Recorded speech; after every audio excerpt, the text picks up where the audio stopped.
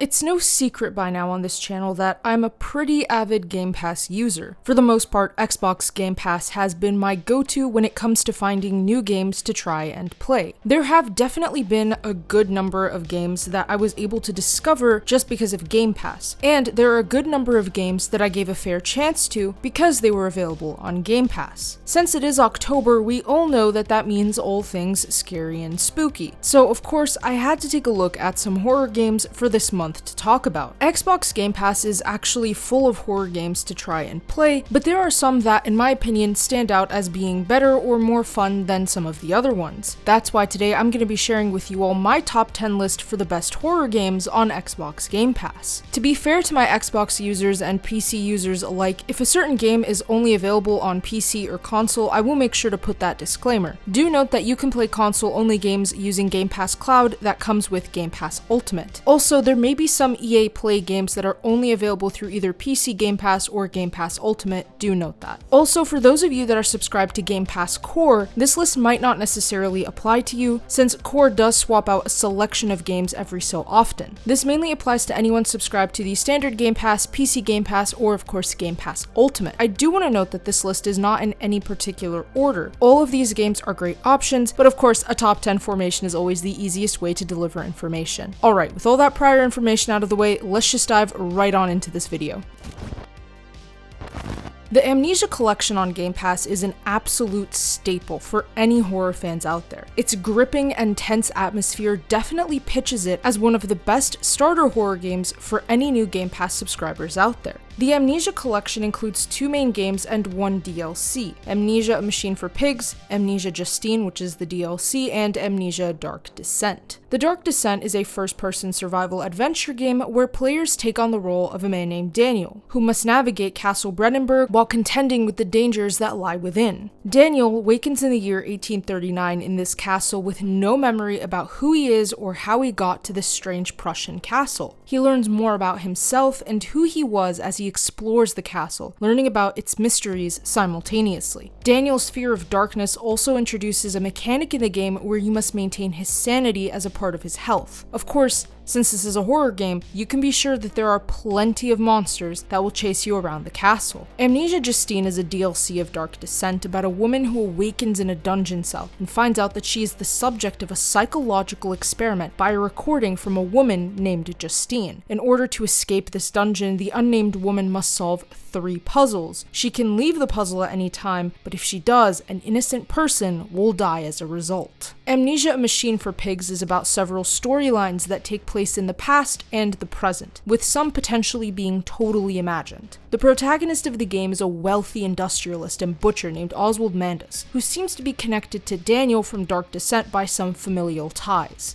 At the beginning of A Machine for Pigs, Oswald wakes up from a fever that has lasted months. He has apparently been exploring the Aztec ruins in Mexico. Mandus gets a call from a man named the Engineer, who has trapped Oswald's sons in this strange machine below the house. But the machine has been sabotaged, and Oswald's sons are in grave danger. The Engineer tells Mandus to bring the machine back online, but Mandus faces obstacles through strange man-pigs who try to attack him. The man-pigs are, unfortunately, eventually released onto the streets of London after the Engineer betrays Mandus. There's definitely a lot of crazy stuff in A Machine for Pigs, so this is definitely a game worth playing. It's also worth noting that there is another Amnesia game outside of the Amnesia Collection called Amnesia: The Bunker, which follows a French soldier trapped in a World War I bunker with a monster who must find a way to escape. It also features some more exploration in a semi-open world structure. A bit of a different turn from the Amnesia games is Limbo, a puzzle platformer and 2D side-scroller that has been considered one of the greatest games of all time and was a high-selling game back when it first released. In Limbo, you play as a nameless boy who searches for his sister after he awakens in the middle of a forest on the edge of hell. He encounters a giant spider who tries to kill him, and by the way, for any arachnophobes out there, spiders are a really big part of this game, just a heads up. And he manages to escape, but the rest of the game isn't any brighter, with much of it having a very dark tone and a lot of problems ahead. It involves involves a lot of the film noir style with its monochrome approach and film grain filter, allowing for the game to deliver an experience through a more original, interesting style. Limbo's aesthetics have gotten it classified as an example of video games as an art form in case you're interested in that sort of a thing. But one thing's for sure, Limbo is a great horror game that has a different approach to horror, preferring suspense to gory imagery. Hellblade: Senua's Sacrifice is definitely one of those games that really does fall well in the horror genre. Its visuals alone are pretty intense, but it's the plotline and the eerie atmosphere that really gets you into this game. Hellblade: Senua's Sacrifice is a game about a Viking woman named Senua who arrives at the border of Helheim in order to save the soul of her dead lover Dillion from goddess Hela. Senua hears voices in her head, which you also hear as these voices break the fourth wall and talk directly to you as the player, and it's pretty chilling. She fights against monsters and illusions, with her backstory being revealed. There's a big focus in Hellblade on the impact of psychosis on Senua, and it really does add a whole lot of dark vibes to the overall story, which is what makes Hellblade a staple in the horror genre over on Game Pass. It's also a great fantasy game if you're a huge fan of fantasy.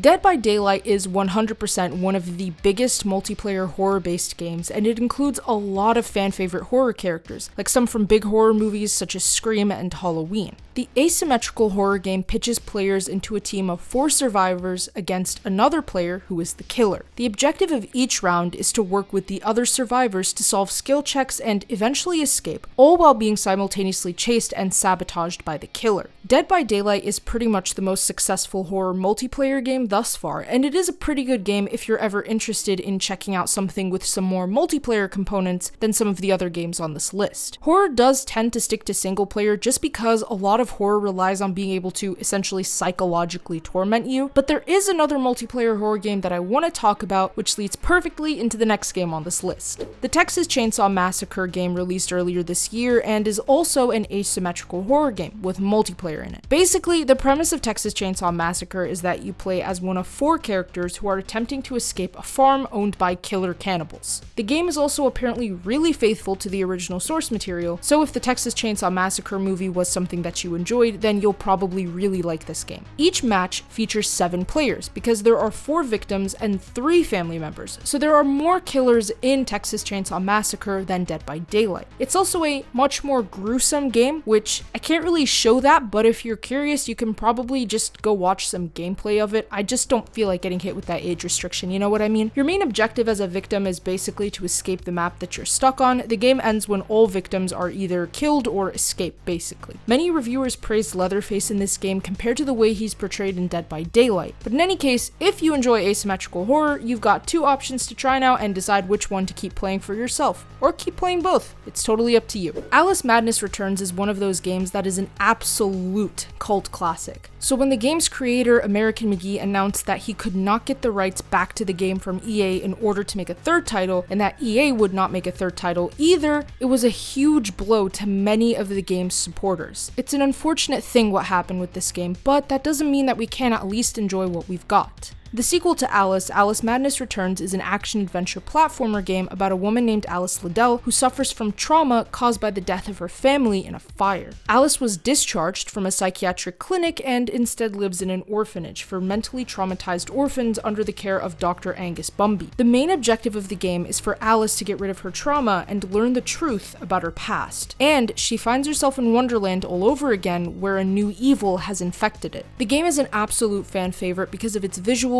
dark atmosphere, and its handling of the themes of things like trauma and psychological repression. There's a lot of psychology intermixed with the action-packed gameplay and terrifying visuals, which makes this game an absolute must-play. The Walking Dead is an obvious pick for Halloween, seeing as it's based off of the TV series about a zombie apocalypse, so it's obviously very fitting for this sort of a list. The Walking Dead games are episodic graphic adventure games that are based on a comic book series of The Walking Dead. The games are split into episodes and focuses on a character named Clementine, who is left alone after a zombie apocalypse spreads throughout the United States. The game is point and click and includes things like quick time events. Choices made in the game are very important and can have an impact on later episodes. The games are critically acclaimed and beloved by many for having a compelling storyline and great characters. It's a bit of a different approach to the horror genre compared to some of the other games on this list, but they're great games nonetheless. And if you like zombies, then it's an obviously perfect fit. I'll be honest, I was planning on making this video a lot earlier, but then I saw a post from Xbox Game Pass stating that the Dead Space remake was coming to Game Pass later in October, so I had wanted to mention Dead Space on this video, but I was a bit annoyed that I'd only be able to talk about the older Dead Space when there's a remake that exists out there. So now that the Dead Space remake is obviously on Game Pass, I will definitely recommend it. Dead Space is what I would consider to be one of the most influential and one of the best in the survival horror genre, and it is an actually scary game. Isaac in the remake has voice lines, there's also a lot more gore, but can't really show that, just know there's more, and there's some more gameplay improvements this time around. That's why I really wanted to talk about the remake, because it actually was a well done remake. Main character Isaac Clarke is a member of a repair vessel called Kellion. He and his crew are assigned to the USG Ishimura, which has gone silent above a planet called Aegis 7. While investigating the distress call, the crew of the Kellion gets attacked by necromorphs, and thus begins Isaac Clarke's journey in this terrifying game. Dead Space as a franchise is a very influential one, and is probably one of the few games that I've played that has genuinely given me the frights while playing. This game is absolutely spectacular, and I would say that if you're the type of person to love fear, Dead Space is a game for you. However, please do note that the Dead Space remake is available through EA Play, meaning that you will need Game Pass Ultimate or PC Game Pass to play this game. Survival horror game Soma is a pretty creepy and dark one about a man named Simon Jarrett who finds himself in a mysterious underwater remote research facility with what seems to be consciousness. The game is played from first person and is similar to frictional games as other titles like Amnesia, where you have clues, puzzles, and a heavy emphasis on stealth. The plot of Soma is that in an underwater research facility called Pathos 2, the crew aboard basically become the last people alive on Earth after a major extinction event takes place. Simon Jarrett, in the year 2015, suffers a car accident with severe brain damage. He agrees to undergo experimental brain scans and then blacks out. When he awakens, he's in the year 2104 on Pathos 2. Soma is great at filling you as a player with the feeling of dread, relying on that psychological horror aspect of keeping you on the edge of your seat. It's pretty creepy, so if you like survival horror, Soma is definitely the game for you. The Evil Within is a survival horror video game published by Bethesda and directed by Shinji Mikami, the same brain behind the Resident Evil franchise. So chances are, if you enjoyed Resident Evil, The Evil Within will probably fit your fancy. The Evil Within is about a man named Sebastian Castellanos, a police detective who is pulled into a strange and nightmarish world after attending to the scene of a mass murder at Beacon Mental Hospital in Crimson City. The game is in third person and includes lots of enemies with different types of weapons. Stealth and staying quiet is obviously promoted in this game. Some critics did say that it had some technical issues, but they did reiterate that the issues were pretty minimal. Innovation aside, if you do like survival horror, you'll probably enjoy The Evil Within. And that wraps up the list. There are more games on Game Pass in the horror genre, but I figure that these 10 address a wide range of different subgenres within horror. I know that most are survival horror, as that is the dominant form to deliver horror games in, but I think that some of these other options like Dead by Daylight do get away from just the traditional style of survival horror. And with that being said, thank you all for watching. If you enjoyed that video, don't forget to leave a like and subscribe with notifications set to all so you never miss out on a single upload. Comment below which of these games you try or which one is your favorite if you've already tried them all. Don't forget to check out our website for gaming news, entertainment, and more. The link to that, as well as all of our other links, are in the description below. Thanks again, and I'll see you all in the next video.